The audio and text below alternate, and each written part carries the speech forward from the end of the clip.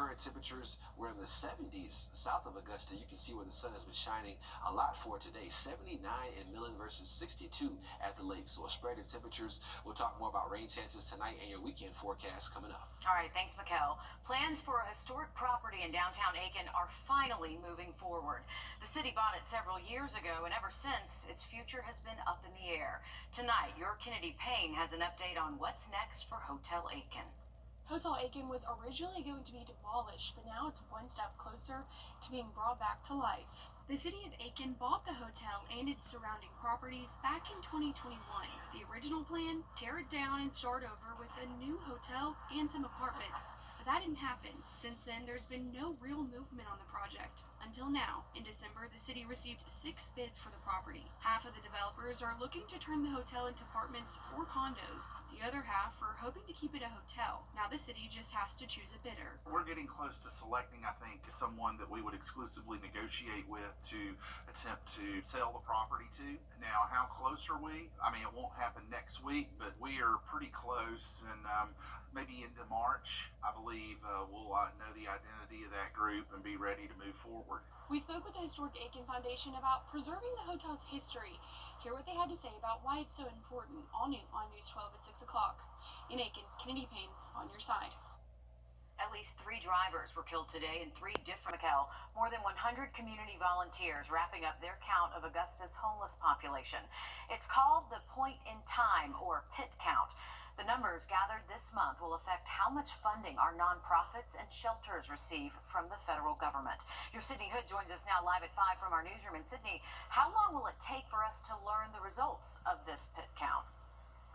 It'll take about a month before we see the hard numbers from this year's PIT count. The goal of the count is to get a better understanding of some barriers people may be facing. Throughout the week, volunteers walk the streets and get to know people. And in order to get these people back on their feet, these volunteers are meeting them where they are and pointing them to resources throughout the community. We are never going to eradicate homelessness. We are a city. We just suffered the loss of one of our clients. It's being worded as a homeless man. That homeless person was our client. We know that person.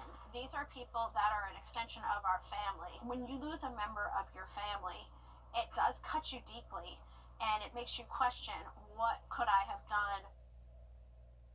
Those on the Homeless Task Force say their goal is to make sure people are able to see change with the programs they are working to implement. Coming up on News 12 at 6 o'clock, they have several projects in the works, so this PIT count, it's really just the start for them. An important thing to do for our community and for the funding, and also just to help our local nonprofits. Thanks so much, Sydney. Augusta's riverfront, officially named after the city's... Look coming up. All right, thank you, Mikkel. Augusta's homeless population is growing. This month, more than 100 volunteers have been counting every person facing homelessness just to get a better idea of the crisis in our community. It's called a point-in-time count and directly affects how much federal funding our local nonprofits receive. Augusta's Homeless Task Force oversees this count, led by Naomi Stanton. Your Sydney Hood is now live in the newsroom in Sydney. You spoke to Stanton, who worries that Hurricane Helene might have added to our homeless population. That's because after Hurricane Helene, so many were either dispersed or displaced. For the task force, it's not a question of if the hurricane impacts the count. It's more so how it'll impact the count. We drive on roads as means of transportation. For some, this is home. We are never going to eradicate homelessness. We are a city. But together, we don't know what we don't know, but uncovering those things so that we can figure out our strategic plan on how we help people remove barriers and create long-term fixes. We don't want to put a Band-Aid over things. If you're going to put all of the effort and the work into a point-in-time count so that we can identify barriers, we need to come up with solutions. While the faces of homelessness change by the years, the numbers do as well. We have not in Augusta experienced a natural disaster before, and so it would be, I think, ignorant to say, I wonder if this is going to impact us, because there's no doubt that it already has. So now it's a matter of turning words into action. There's no such thing as a perfect community. but we have the most perfect partners willing to work together. That is from the nonprofit side as well as community leaders that work for our government that really want to help people. And that perfect marriage is what it's going to take. Getting the numbers is just the start. We know because we've been doing this for years now. And so now it's time to take those things and actually see progress. The task force is looking at getting community care tickets because figuring out how to get people around town is still one of their biggest challenges right now. And if you'd like to get involved with the brainstorming possible solutions with the task force, they invite you to attend one of their meetings at the Kroc Center. We'll have those dates and times for you on our website, wrdw.com. All right, thanks for staying on top of this for us, Sydney. One of Augusta's most popular... All right, Mikkel, we'll let you get some batteries and then we'll check back in with you in a few minutes. For the first time in a long time, change is coming to Hotel Aiken. The historic site, once set for demolition, could now become a hotel or apartments. As your Kennedy Payne explains, no matter what, preserving history is the goal here. Originally set to be torn down In 2021, the city purchased the property, and redone, built a replacement hotel and some apartments. but now We received 6 proposals by the December 23rd deadline, and I think we're pretty close to start winnowing it down. it's one step closer to being brought back to life. About half the proposals want to repurpose it into a hotel, and about half want to do multifamily, apartments or condominiums. And whether Hotel Aiken becomes apartments or stays a hotel, preserving its history has been a passion project for many right here in Aiken. There wasn't a good understanding 3 years ago of the condition of the hotel and of its historic significance, and I think we've turned it around. It's been a part of Aiken for more than a century. It anchors one end of our main street downtown, but it also witnessed so much history in Aiken. Holding very special memories. One of the suffragettes parades ended at the hotel, and then they had their banquet here at the hotel.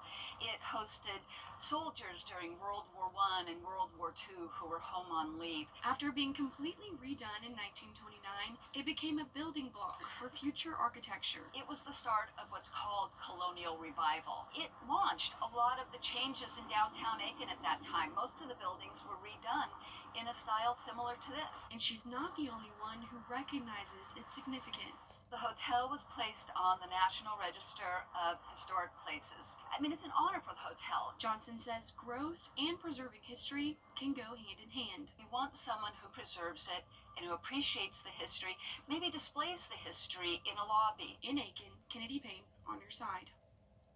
And that's not the only growth happening in Aiken. A $20 million mixed-use office building just broke ground this week, and bids are now open for the Powder House connector with the goal of eventually reducing traffic on Whiskey Road.